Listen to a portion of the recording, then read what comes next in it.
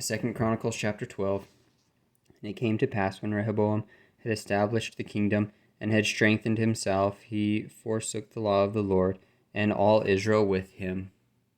And it came to pass that in the 5th year of King Rehoboam, Shishak, king of Egypt, came up against Jerusalem, because they had transgressed against the Lord with 1,200 chariots and 70,000 horsemen, and the people were without number that came with him out of Egypt, the Libims, the Shekims, and the Ethiopians.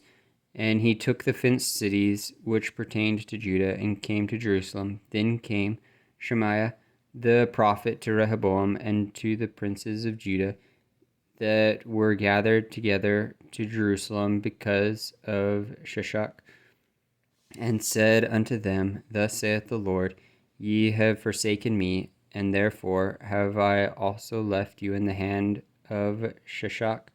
Whereupon the princes of Israel and the king humbled themselves, and they said, The Lord is righteous.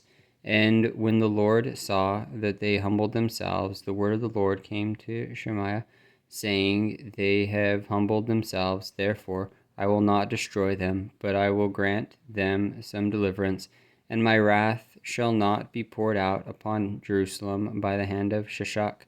Nevertheless, they shall be his servants, that they may know my service and the service of the kingdoms of the countries. So Shishak, king of Egypt, came up against Jerusalem, and took away the treasures of the house of the Lord, and the treasures of the king's house.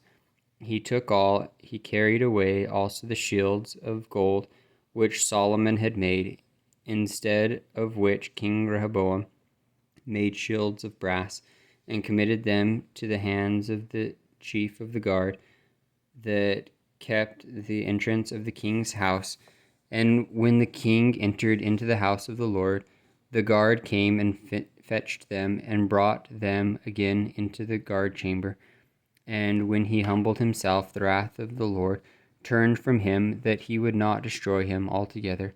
And also in Judah things went well.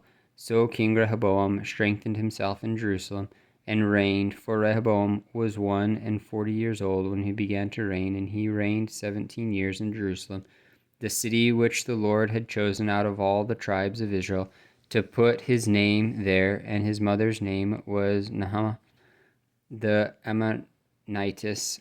And he did evil, because he prepared not his heart to seek the Lord.